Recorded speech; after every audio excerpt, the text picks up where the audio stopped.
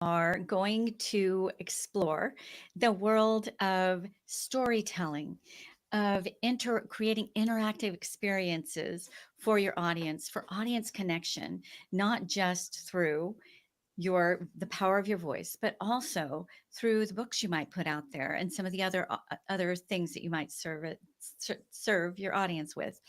So today we have a very special guest who has done all of this and much more. Welcome to the stage, Brian Biro. Thank you, Antoniette. I'm so delighted to be with you. I don't often get to speak to speakers, so it's really exciting to be on the show with you. Thank you. Well, you are a perfect, obvious choice because you've really paid your dues in the industry. I think at 35 plus years, right, in the industry, you have spoken on now approaching 2,000 different stages throughout the world. You have 16 books underneath your belt. You've spoken to some of the top companies, Fortune. I would venture to say Fortune 50s, plenty of Fortune 500s, right? So what was it that clicked for you? At what point of your professional journey did you say, you know what, I might want to utilize my voice for a major part of my business model?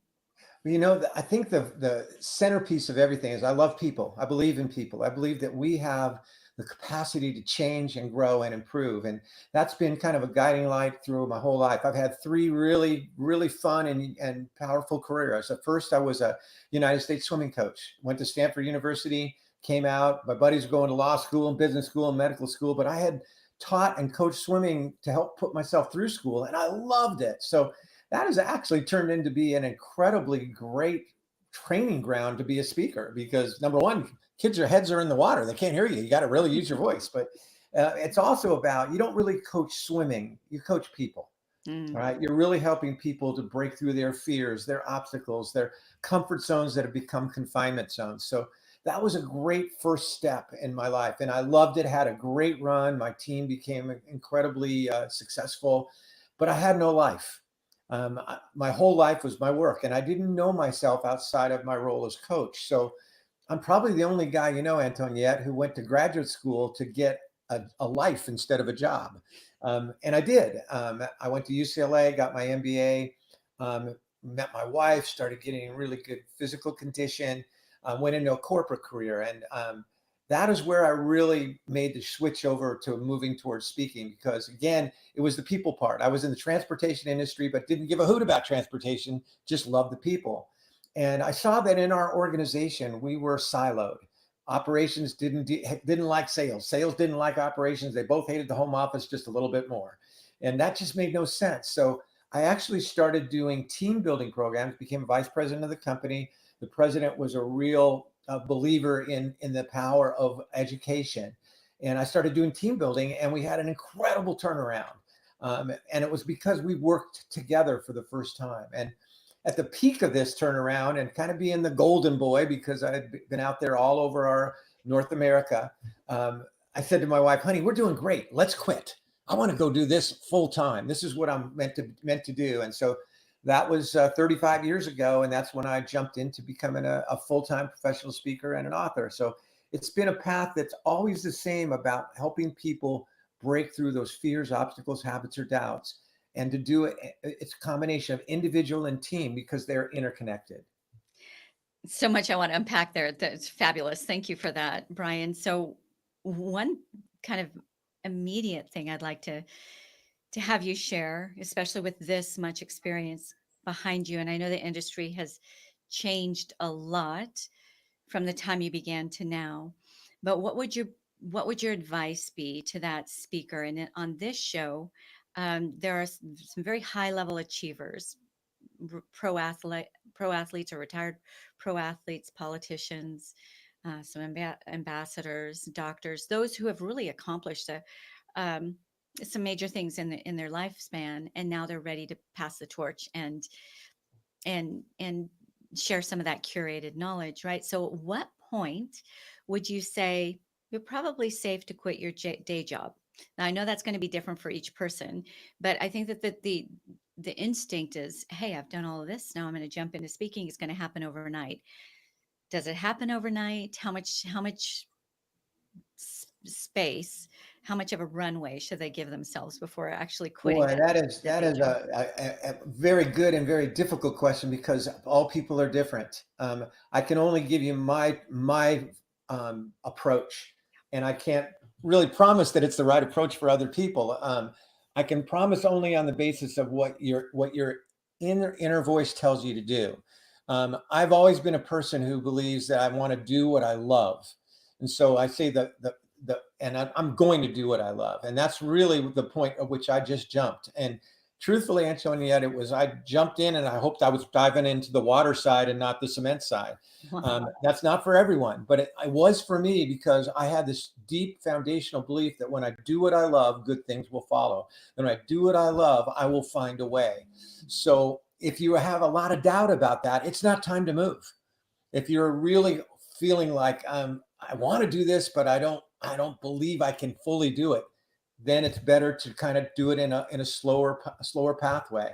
But if you have that sense of, man, this is what I was put on earth to do, and that's where your driving force, then go for it. Because what will happen is we have a part of our brain called the reticular activating system. I like to call it the RAS, and how important it is to get your RAS in gear. Your RAS is that net part of the brain that's the brain's filter system. It only lets in what's of value to you and what's a threat. And the reason why I have so much belief for me in jumping in is that once I say I'm going to be a speaker, then opportunities, people, connections that were always there, but I never saw them because I hadn't assigned the value, start showing up all the time. So I think it really comes down to your inner voice and your compelling why. And if that's strong enough, then if you leap, you're going to start to notice so many more things available to you that you would have never noticed if you're only halfway in the pool. So that would be the best answer I can give. It really depends. If you still love what you've been doing, keep doing it, and let that be the driving force. But if you feel this call, and not and make sure it's about the way what you feel like inside when you are speaking, that's the most important motivation. Then definitely go for it full out, because if you don't, it's like driving forward but with one foot on the brake. You're not going to get anywhere. So once you made your decision, go for it. Be able to be flexible and adjust and look for different turns in the road, but definitely put that foot on the accelerator and say, this is where I'm going and I'm going to get there. Oh, it's okay. Fabulous. And I love that you brought it back to the individuals. You did this in two ways in what you just shared with us. Number one, when you were when you were a swim coach, right? You were training individuals, not classes. Like it was about the individual. I think the same is very true for audiences. You're speaking to individuals, not to a massive room of people, or you're not speaking to an audience, you're speaking to an individual. So that is huge right there. And we're going to get into how you connect with your audiences through storytelling and interactive experiences. I want to dive into that here in a moment. But first, you are absolutely, I'm with you 1,000,000%, right? Your ecosystem, your non-negotiables, what you want in your life is going to be much different than the next speaker. Also, your capacity to hold on while while it's happening for you is going to be different than the next guy. So you may be somebody who loves consulting or loves whatever other of your business that you're doing. So you want to be able to have that plus travel around the world and get on these stages. Another person might be, nope, just want a keynote, that's all I want to do, right? I represent one high level professional who literally has no time except for one engagement. So if he's going to do that one engagement, it's going to come, at a price. And he doesn't have time to do consulting. Like he is a practicing human being on a regular basis. But he's setting himself up for that day when he wants to take a couple steps back and be able to speak more and do the day to day less. So it's definitely going to be different for each person. But I think something that's universal is the tail, right? I don't think that you can say, I'm going to be a speaker, even with that reticular activator, um, and then it just happened overnight. You're getting the bookings, you're getting the paid bookings, right? There is a tail from the moment you make that decision to the process you go through to get findable, so that these organizations can get you those opportunities, and hopefully paid opportunities. I've noticed that. I like that you mentioned the the reticular activating system, because my husband and I were wanting to buy a car not, a few years ago, and we're in the country. So, we're not in the city. And all of a sudden, we, had our sights on this particular vehicle. All of a sudden, it's everywhere, right? Was That's it always there? exactly right. Or, That's exactly right. The cars were always there, you were always there, but what made it jump out was that value. And so when you put yourself fully in something, you said, "This is important to me." All right. It lets them what's a value or a threat, and you'll start seeing things everywhere and go, "Wow, I can't believe everybody has my new car." All right. Same thing. so when you did make that decision, how long before you could kind of breathe easy? So I'm sure you're probably, at first, I'm assuming you were going by some sort of savings, or you planned for this to sort of build up. How many months down the road, how many years down the road was it like, okay, now we're good. Now I'm just going to scale this. Um, and did you do a lot of door knocking, or did you get involved with some sort of organization that was helping you get those first few engagements? Yeah, for me, it was not that long of a ramp. I was very, very lucky and very blessed because I had two companies that booked me a grand total of 120 times in the first year and a half. Wow. One was a direct sales and network marketing company that I had done some consulting with, kind of in the little bridge gap when I was deciding exactly what I would do. And there is one thing I want to say that I may have left out from the previous question. You don't jump until you have feel very confident in your art, that you have worked your talk, that you have a foundational message, a foundational keynote, if you want to go call it that, that that you feel very, because that's going to give you more confidence to make that jump if that's really where your heart wants to go.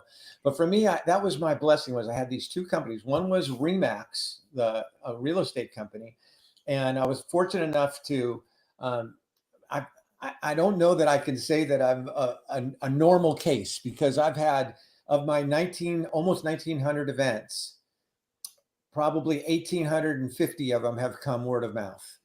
And so it was getting that. I look at every single opportunity that you have a chance to speak, especially in the beginning. If you're going to jump in there, speak, get out there and do it. One, you're mastering your craft. Number two, every single presentation is you're planting super seeds. Mhm. Some of those seeds may burst out right away and flower for you. Some may be underground for years and dormant. And you think they never went anywhere, but then they'll pop up. And some may never pop up. But every time you get a chance to speak, get out and speak. And so with that foundation of those 120 events that I had from those two companies, um, everything seemed to springboard from there. So, and that is another key way to accelerate, is get some seed events. If there's an organization these were organizations that were big enough that I could go to many, many different places within the organization, whether it be regions or different functional groups within an organization. Those were fantastic. And then I did Inc. magazine event, which had about 2,000 decision makers. So events that you can get decision makers. And for that one was an incredible springboard for me as well. I've had hundreds of events that came from that one event. So I would say that there is a ramp, but you shorten the ramp by being totally confident in what you're going to present. And to really, if you can get that kind of a vision of every event I do is planting a seed, and I'm just going to give absolutely everything I've got to give the most value possible, then you'll start generating word of mouth, which is by far the most powerful way to build a speaking business.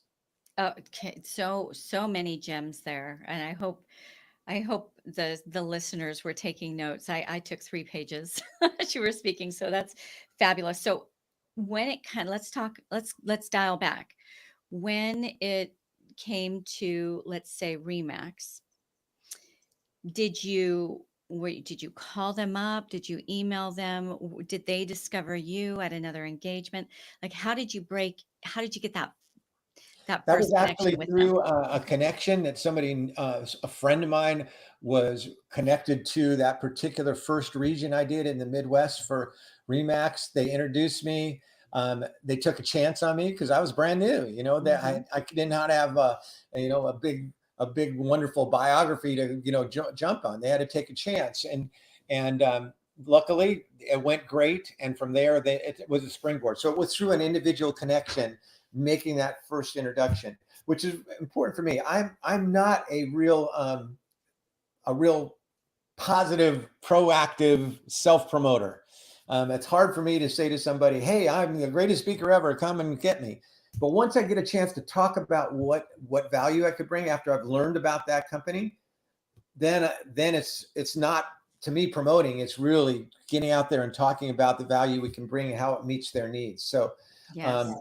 that was really the key. That the first conversation I had was something that set a standard that has never changed. They wanted me initially in that first conversation to tell them what I would do for them. And I turned it around in the beginning to ask them a ton of questions before I would say a word about what I was going to do as a speaker. I needed to know about them. I needed to understand, what are your desired outcomes? Tell me about the state of mind of your team right now. What are your most important goals and direction? What have been your biggest challenges? And so, even though they wanted me to start by telling them what I would do, I started by asking them what they needed, what was important to them. And then I was able to really mold my conversation around what they were excited about anyway. So always ask first and you'll come out ahead. Brilliant advice. It drives me crazy. Any of my speakers know you're going to do some homework on on the organization, right? Know who you're speaking with, know what their core needs are. It's not about you and your polished talk. It's about how you can fill a gap for them. And you got that somehow early on, and I'm certain that made a big difference in the one-off engagement with Remax that now turned into I think you said 100 or more Yeah. opportunities with them. Yeah. Yeah. So talk about planting super seeds. That one thing that we negotiate in with our clients are introductions, and I love that you brought that up. Introductions are worth a whole lot more than if you have to come down $5,000, right? To me, three good introductions are worth far more than that $5,000. So I love that. That's how you utilized it with Remax. How else did you get Remax, the one speaking engagement? What else did you do to make that become a whole lot more speaking engagements? And with Inc. magazine, same thing. Like what are some of the strategies that you use that convert a one-off engagement to a multi? That's a great question. I have a few different specific answers. Number one is, I believe when we hear, we forget. When we see, we remember. But when we do, we understand. Mm, And partly my background of being an athletic coach, I'm very much a believer in interaction. And what I think you want to convey, and what I know that I conveyed in that Remax conversation, was that by the end of my presentation, my goal was for the participants to be the stars, not me, them, to have mm, them do things that they didn't know they could do when they walked in the room. Because when you think about it, that's what every single client wants. They want their people not to just be inspired. And that's wonderful. Inspiration is vital. If you're not inspired, you're on the way to getting expired. But what they really want is for them to feel that they can climb higher than they've ever climbed. And there's no better way to help people arise in their energy than to have them actually do what you taught before they leave the room. And so I'm known as America's breakthrough speaker because I have people break through wooden boards. And I have so much passion for it that passion is the other key, is that conveying passion about the value you can bring to that client is unbeatable. They're going to feel like, wow, this guy really loves what he does, and it's going to come over to our people. mm. Um, I think the other thing that it really made a difference in moving it forward was uh, emotion and looking at every company I speak for, even though I'm talking to an organization, talking to a business, I'm talking to, as you said earlier, I'm talking to people. And so I talk about family. I talk about your health. I talk about much more than just the business goals of that business. And I think that is what really ultimately um, really matters. If I can get somebody to be inspired to be a better dad, if I get somebody to really focus on breaking through the things that they want to be better at home, it's going to pay off at work and vice versa. So that's the second key that I think really made a difference, was that um, they saw that I cared about the entire human being, and we get more emotional sometimes about the things that are closest to us, our family, than we do about, selling a house. So that's a second key. And the third, of course, is stories. That stories, I've done a lot of research on stories, so we can talk some more about it. But ultimately, stories are the great connector. And so when you bring, Forbes magazine years ago did a study in 2016 and found that when we deliver a message or a learning point via a story versus just the information, just the data, it is 2,200 times more connective. 2,200 times. That is a lot. So if you're going to be a speaker who's going to really impact people, and then that leading to more spin-off business, more multiple engagements with the same organization, you absolutely want to be someone who can really put your learning points through stories. Ah, okay. So it might sound obvious, interactive experience, right? But I think that you've probably found some right ways to do it and some not so right ways to do it, because you do risk as a speaker, especially if you just have 45 minutes or an hour, losing control of the audience, right? When you're having them interact and then it taking too much time. Can you share with us some of the ways that you cr- infuse that interaction with still being able to guide and kind of have control over the time and the audience, but in a way that connects? I love that you connect through stories. I love that you connect through interactions. And I'll say, with the corporations that are approaching us these days, they're looking for that. People are tired of meetings. They're tired of being talked to. They want to be part of the process. So I'd love to hear what you've learned along these decades of how to do it right and maybe how not to do it. Absolutely. I think the starting place is to recognize that one of the roles that you have, if you're going to do interaction in an event, is you're the director. It's just like the director of a movie. And a director needs to have in their mind the full picture before they start to direct that movie. Now they can adjust along. So I know exactly where we're going to go. And um, there's no way of avoiding. You're going to be prepared. You got to have done this interactive, practice it until you've got it down. The director is in charge of the amount of time it takes. The director is in charge of what we're going to do and when we're going to do it and how it's going to flow. And so interaction must come from that place. And then you can be light and fun, make it fun. If it feels like you're doing it to try to get a response, that's like going up to somebody and say, please love me. And unless you are, an angel, it's hard to love somebody who is forcing it. So you've got to enjoy it yourself, be light about it, but know that you're the director, and practice to where you have the timing down. As a director, once you get people engaged, then it really flows. People like to be directed and doing things they've never done before, and so I would say that's really the key distinction of, if you're going to do interaction, see yourself as that movie director. And everyone is a part of that wonderful cast, and you need to make sure that, and when you come from that place, what you do is you instill confidence that this is going to be fun. I also step into the interaction. I don't have people just jump right in and break boards in the first 5 minutes. I build that rapport, all right, through the stories and through some simpler interactions where people go, oh my gosh. I do a fun little exercise where we do a spin that's a vision exercise. And people just go, what? Wow. But it's very simple. It's nothing that puts anybody on the spot. I'm not one who loves to do anything that puts one person on the spot in front of everyone else to make fun of them. Never, never I will do that.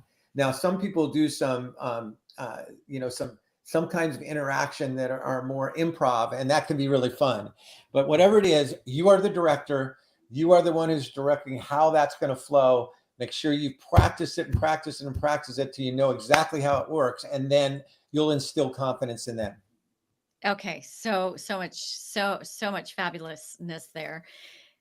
You've heard it said, I'm sure, and because you've been in the industry long enough, people don't remember what you said. They remember how you made them feel. I believe that, but I believe you take it several steps beyond that, which is brilliant. In that, in those experiences, micro transformations happen, right? You might have thought, I'm just too reserved for this, or you get to see something new that you're bringing to the table in a way maybe you hadn't seen it before. So I believe that people remember the change you made in them, right? What they're walking away with that they didn't walk into the room with initially.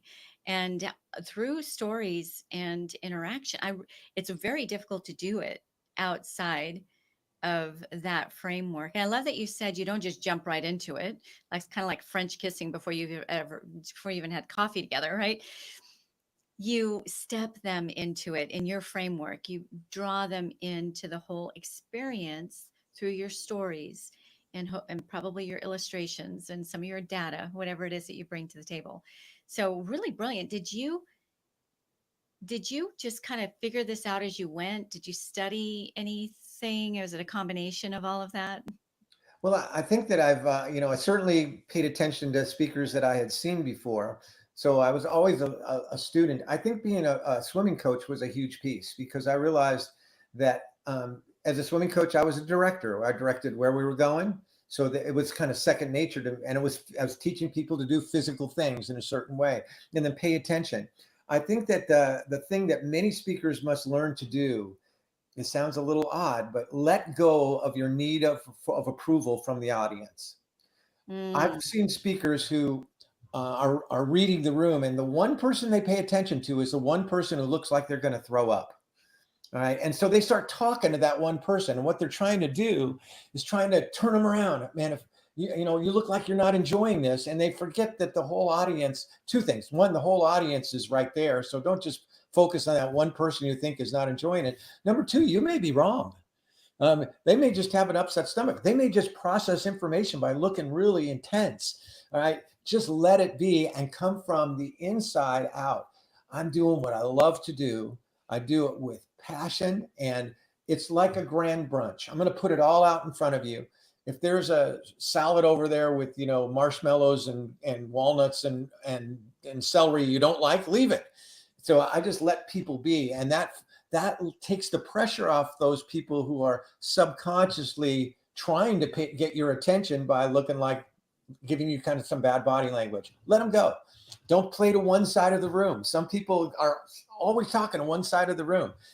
Really look around the whole room and just connect. As people connect with you, you'll feel the connection, but don't let that be your driving force. Let it be, I love what I do. I believe that it can make a difference for you, and that this is about you. I get to do this. I don't have to do it. I'm not really the star of the show. I'm just the director.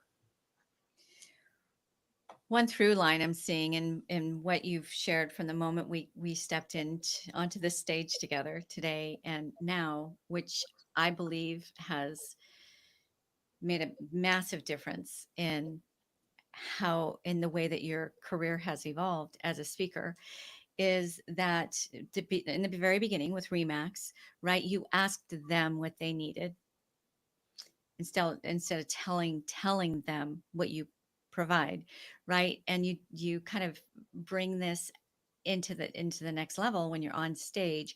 Probably this begins before you get on stage. What does the audience want, right? Not what I want to give them. What do they want? How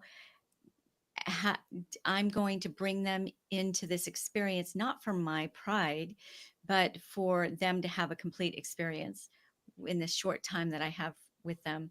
That people can see that. They can feel whether you're genuine, you're authentic, you care about them, or if you're just kind of putting on a show. And um, it's you can tell, right? Antoniette, I think that, and I may be off on this, but I truly believe, I bet that at least 85% of the people who have been to my events over the years may not remember my name, but they remember their breakthrough.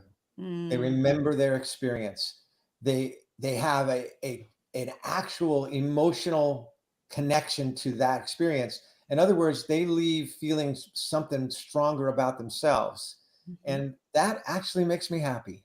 I mean, it'd be nice if they knew my name so they could tell somebody else. But what really matters is that they feel like they gained something, learned something, experienced something, felt something, and then did something with that new place in their spirit as they move forward. And if you come from that place, Mother Teresa said, "Service is love in action." And as a professional speaker, you are trying to live that. You are there for them, and the more that you deliver emotion, stories, interaction, authenticity.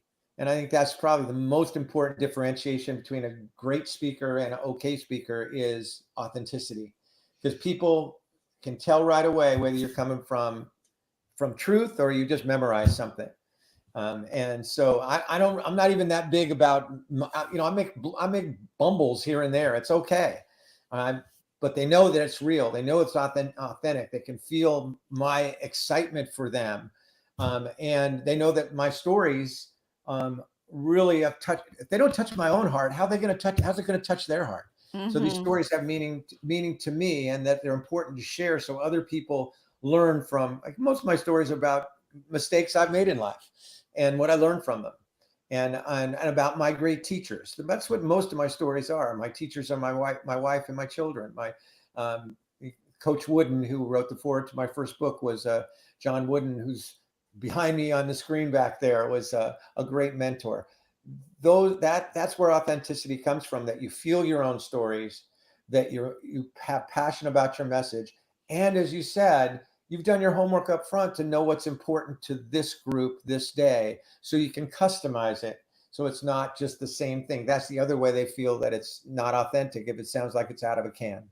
Yes, it sounds like it's out of a can. That's the death knell right there. Okay, the more our cultures move towards AI, and I've heard it said, that doesn't mean artificial intelligence. It actually initially, I haven't fact checked this, meant automated intelligence. And if you think about it, there's really nothing artificial if you use Jasper, Gemini, whatever it is. There's nothing artificial about the intelligence it's going out and getting. It's getting real life data. It just gets to it a whole lot faster. What would take us days or weeks, it can go out there and grab it really quickly. So automated intelligence is growing in our lives, in each one of our lives and professions, day by day. I believe that's going to make you even more relevant because you've got the bead right on connecting through the human side, right, through the human stories. And I believe this move is going to make the speaking industry even more in demand because we are going to, the more our cultures move in that direction where everything's automated, we're going to crave that human piece, right? Your stories are your stories, but I can learn from them. And it makes you tangible. It I've makes the seen whole that journey. happen just from COVID.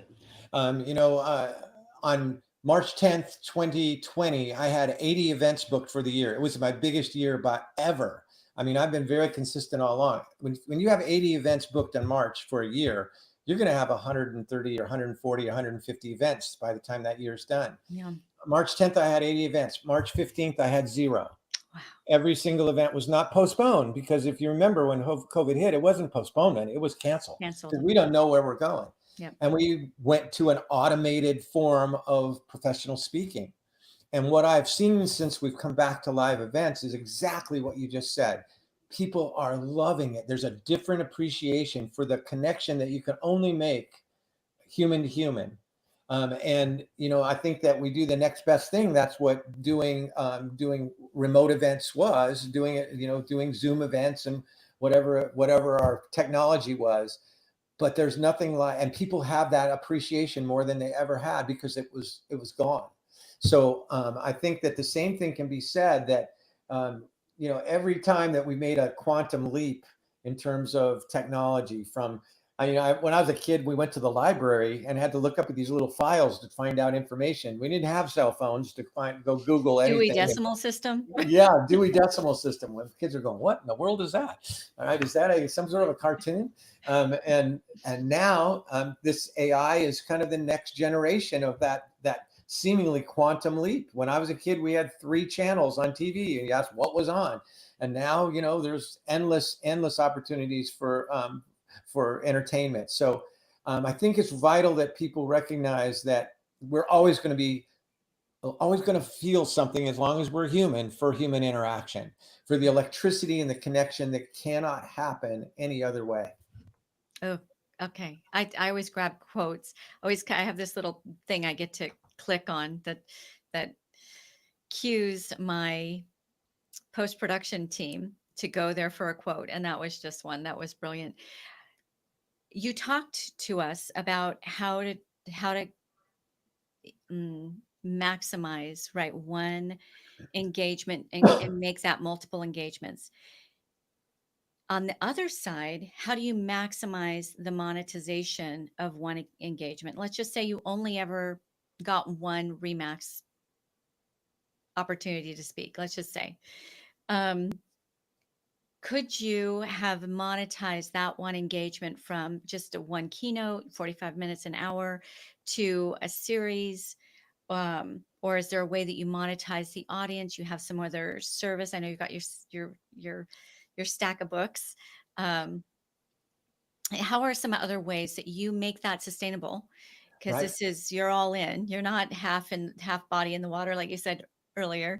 You dove right in. So how did you maximize the monetization of it so that it could be a sustainable speaker life that impact impacts the world, right? But also has a positive impact on your family life as well. Again, it needs to be somewhat individual and based upon what you love to do, as that, the back of the room sale, if you want to call it that. For me, I love to write, so I wrote books, and I love to record my stories. So in my earlier days, I had an event, for example, that I did in Toronto, and I got my standard speaking fee for a keynote, but I made 5 times that in selling product that day. Mm. Now, products product sales are different now. They're not there. People aren't buying tangible books quite as much as they used to buy them. But so there are other ways that you can go. One other thing that I've done to monetize, and this is really kind of a springboard in a way from COVID, when we had to go to remote, and that is I'm a speaker now for a faculty member for a company called Fuel, and Fuel is a digital learning library, and they are using micro learning. So I've recorded 5 programs, 5, they're like 6 or 7 or 8 sessions. None of them are over 8 minutes, that take a lot of my foundational teaching and put them into bite-sized chunks, inch by inch, anything's a cinch. So that is a way to have income that I don't have to be there to make that income. For some people, they really love coaching more than they actually love speaking. So their speaking is simply a way to accelerate and scale the opportunity to get coaching clients.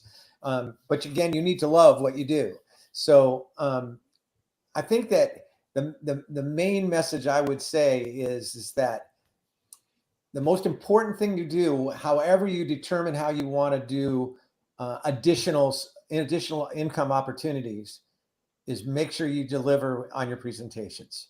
Make sure that you are so completely passionate and prepared, and um, and that you give all that you have to give, and then you're going to do well on that follow-up, because people will want more in whatever form works best for you.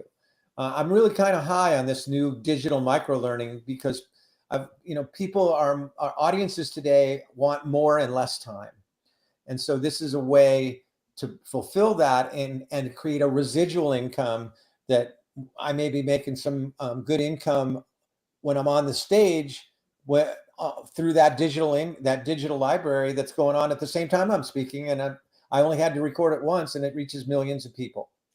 Is that similar to like Udemy, or is that something different? It's kind of similar. It's it's it's kind of unique in the sense that they are using the same kind of technology that Netflix uses to kind of customize. They know what you kind of are going to like. So, and they're using that kind of technology to make the videos that they do. It's a video library, incredibly entertaining. So they're using high technology to make the videos themselves very active and interactive. They use interaction. So they automatically pause for you to type on your screen while the thing's going on. So it is there have been similar kinds of ideas over time, but I think they brought it all together in such a way that really makes sense. The micro learning, the individual technologies, the use of AI, if you will, and understanding that you can't educate unless you entertain. You have to edutain. Hmm. Another really great quote. Click. That's fabulous. And you know what? I've toyed around with the idea of Udemy. There was some things I didn't like about that particular platform. Everybody is different. I'll check out Fuel. I hadn't actually heard about it, but I Brand think new, brand new. not necessarily because that's where I'm going to draw my revenue and the bigger part of my revenue, but more where I can draw those who are looking for the information. Right, you want to be wherever the people are looking for your information, podcasts, your books, right? Obviously the conferences that put you in front of those right fit faces, and these platforms, these learning libraries that people go to when they want to learn something. So be there, be omnipresent, be findable, stop being the best kept secret, right? That's just there's just one more way to get yourself in front of the right fit faces. So brilliant. Absolutely, absolutely. It's a way to instead of planting seeds one at a time, you're planting thousands of them at the same moment. So it's a great way to look at it. As again, every one of those videos that people watch is a chance for a potential live event, and vice versa. Super seeds, as you called them. I've not heard them.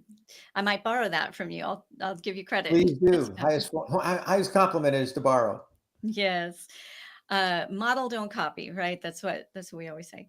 So at this stage in our talk, I know that there are plenty in our audience, plenty of people who are going to want to know, where do they hear more about what you're doing? Where do they find you? What are some of the best places for people to find your books, to find how they can bring you into their organization to talk, or just to hear more about what it is that you that you train? Mhm. Well, I thank you for that. The easiest place to reach me is certainly my website, which is just my name, www.brianbiro.com. It's BrianBiro. I know you have it. That also gives you my direct contact information if you want to reach out to me. So that's the best. It also gives you a chance to kind of take a look at some of my videos and that sort of thing. Um, my books are available. Several of them are available anywhere you get a book, Amazon or Barnes and Noble or whatever. And you can also get products through my website. But definitely my website. I always promise and I always come through. If you reach out to me, I will definitely respond. The only That's way that saying a I lot might about not your is if it goes to spam. But if I don't pay attention, don't know it. But if it gets to me, I will respond, and the first few words will say "joy to you."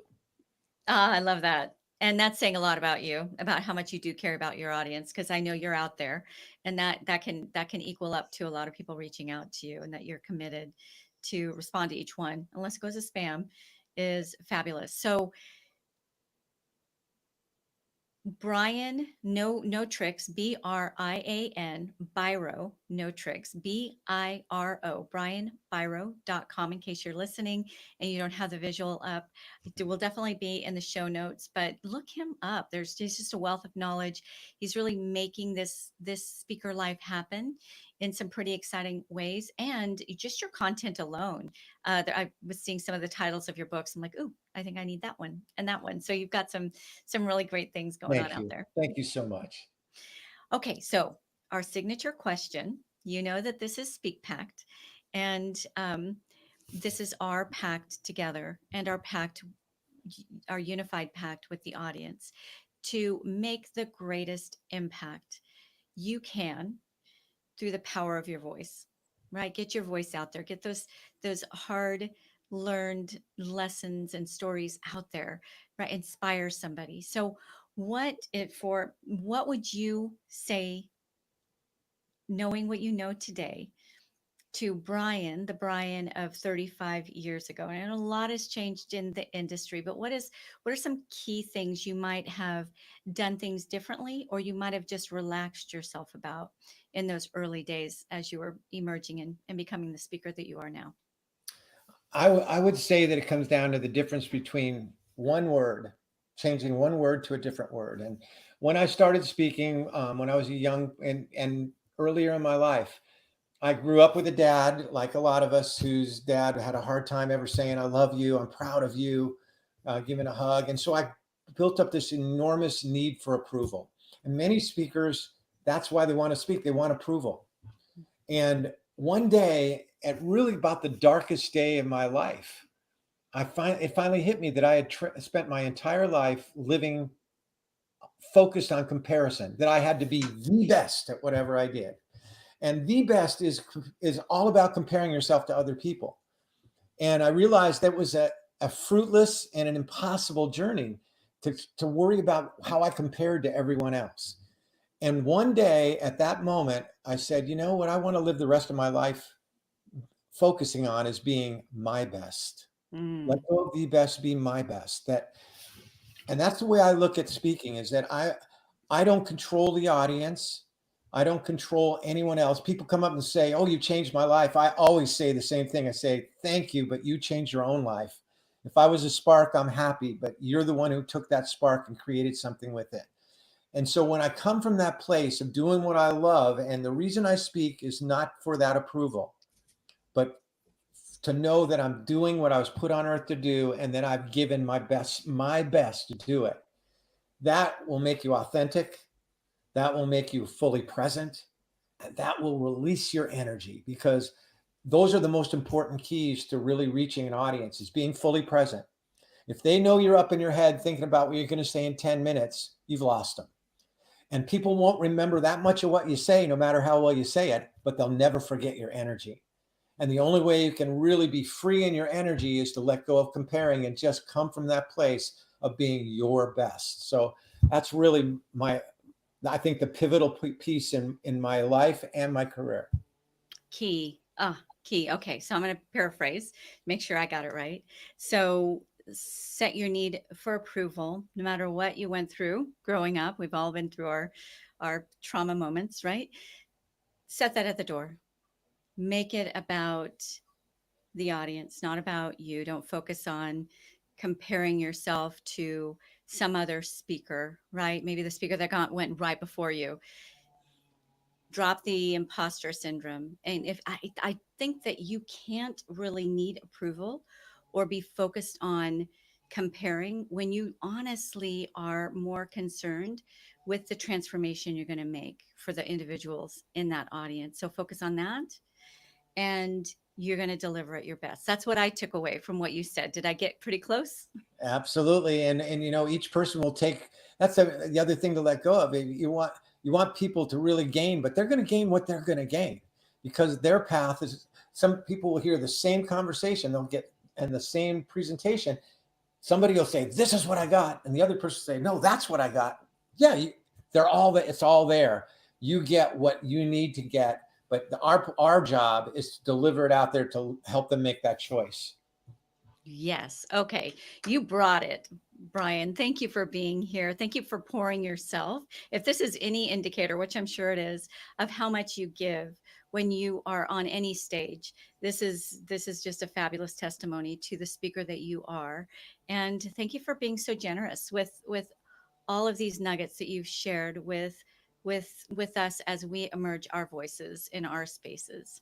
It's my absolute joy. You're a delight, Antoniette, and I really enjoyed the conversation. It was fun. It was unique and different questions that really caused me to think, and I enjoyed every precious moment. Ditto. All right. So to our speaker audience, ciao ciao for now.